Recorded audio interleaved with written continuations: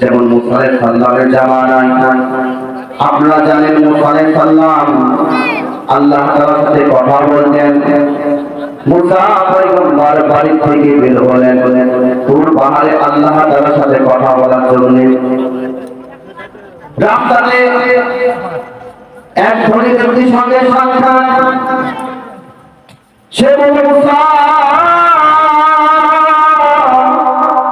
তুমি যাচ্ছ কোথায়? মুসা পয়গম্বর বললেন, আমি যাচ্ছি আল্লাহ তাআলার সাথে কথা বলার জন্য তুর পাহাড়ে। সে বিত্তশালী ধনী ব্যক্তি বলল, মুসা আল্লাহ পাক আমাকে এত সম্পদ দিয়েছেন যে সম্পদ পাওয়ার কারণে আমি ঠিক মতন আল্লাহ তাআলার হুকুম পালন করতে পারি না, আল্লাহ পাকের বিধান পালন করতে পারি না। আল্লাহ তাআলাকে ডাকতে হবে সেই সুযোগ আমার হয় না, এত সম্পদ আমার আছে। হে মুসা তুমি আল্লাহকে বলবা কি কাজ করলে আমার সম্পদ হবে? আমার কাছে দুইটা আবেদন করেছে, ধনী ব্যক্তি আবেদন করেছে, কত দরিদ্র ব্যক্তি সে আবেদন করছে। আল্লাহ তুমি তো সব জানেন, এখন কি করব? আল্লাহ পাক তখন মুসা পয়গম্বরকে জানিয়ে দিলেন, মুসা যাও যাও তুমি ধনী ব্যক্তি থেকে বলো সে যদি আমার শুকরিয়া আদায় করে আমি আল্লাহ তাআলা তার সমস্ত সম্পদ তোমায় দেব। বলেন সুবহানাল্লাহ।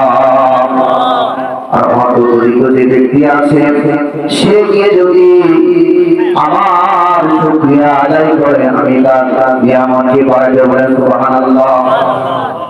মুসা পয়গম্বর আসেন, প্রথমে ধনী ব্যক্তির সঙ্গে সাক্ষাৎ হলো। ধনী ব্যক্তি মুসা পয়গম্বরকে বলল, মুসা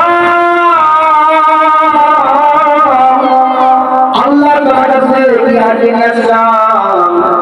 মুসা পয়গম্বর বলেন, আল্লাহ তাআলা আমাকে বলেছেন যদি তুমি না শুকরিয়া আদায় করো আল্লাহ পাক তোমার সম্পদ কমায় দিবেন। আল্লাহু আকবার।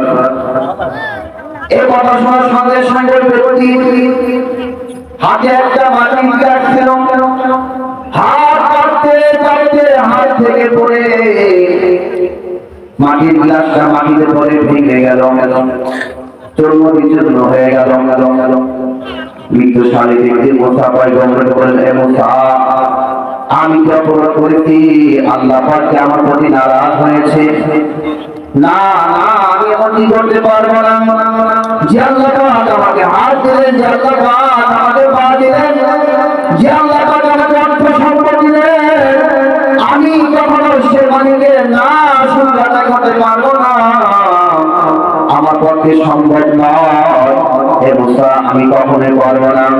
যখন সে আল্লাহ তাআলার প্রতি এত আগ্রহ প্রকাশ করলো, আল্লাহ তাআলা সঙ্গে সঙ্গে সেই মাটির গিলাসটা যেটা চূর্ণ বিচূর্ণ হয়ে গেল, সেই চূর্ণ বিচূর্ণ মাটির গিলাসটা সামনে গলিত হয়ে গেল। বলেন সুবহানাল্লাহ। মুসা পয়গম্বর আল্লাহকে বুঝতে পারলাম না। আল্লাহ পাক মুসাকে বলে, মুসা সে আমার নিয়ামতের শুকরিয়া আদায় করছে, যার কারণে আমি আল্লাহ তাআলার প্রতি সন্তুষ্ট হয়ে গেছি, আমি আল্লাহ পাক তার প্রতি খুশি হয়ে গেছি, যার কারণে তার ওই মাটির গ্লাস ভাঙাকে আমি স্বর্ণ বানাই দিতে। বলেন সুবহানাল্লাহ। সেখান থেকে মুসা আলাইহিস সালাম সামনে অগ্রসর হলেন। সে হতে দরিদ্র ব্যক্তির সঙ্গে সাক্ষাৎ। হতে দরিদ্র ব্যক্তি বাড়িতে বসে সে তার একটা পরনে লুঙ্গি ছিল, গোসল করার পরে সে বাড়িতে এরকম বসে মাথার উপরে লুঙ্গিটা রেখে এরকম শুকাচ্ছে। মুসা পয়গম্বর সঙ্গে সাক্ষাৎ। মুসা পয়গম্বর বললেন, আমি তো আল্লাহ তাআলার সাথে কথা বলে এসেছি। অত দরিদ্র ব্যক্তি বলল, তুমি কি নিয়ে আসলা?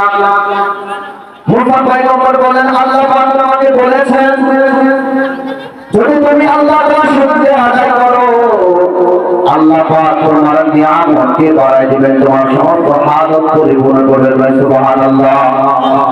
এই কথা বলার সঙ্গে সঙ্গে সে হত করিতে বলল, কাজ করাম না, এতদিন পর্যন্ত আমি ঠিক মতো খাইতে পারি না, ঠিক মতো আমি পড়তে পারি না, সেই মালিকের শুনিয়া দেখব না। এই কথা বলার সঙ্গে সঙ্গে আল্লাহ তাআলা হইতে প্রতিপদি নারাজ হয়ে গেলেন। তার মাথার উপরে যে পরনে লুঙ্গিটা ছিল, আল্লাহ তাআলা বাতাসকে আদেশ করলে, বাতাস যাও, তার লুঙ্গিটা উড়িয়ে চলে যাও। তার যে শেষ সম্বল ছিল শুধুমাত্র একটি লুঙ্গি, সেটাও আল্লাহ তাআলার হুকুমে বাতাস উড়াই নিয়ে চলে গেল। আল্লাহু আকবার। মুসা সাল্লাম বলে, আল্লাহ বুঝতে পারলাম না। আল্লাহ পাক বললেন যে ওই ব্যক্তি আমার রাসূল করছে, আমি আল্লাহ পাক তার প্রতি অসন্তুষ্ট হয়ে গেছি, যার কারণে তার লুঙ্গিটা পর্যন্ত থাকলো না। আমার ভাইরা, এই জন্য যদি আমরা আল্লাহ তাআলার শুকরিয়া আদায় করি, বড় দেখি নিয়ামত বাড়িয়ে দিবেন কে? একটা আজমান কে দেবেন? এদের মধ্যে আমার সদা সর্বদা আদায় করার আছে না নাই? একটু আজমান আছে না নাই?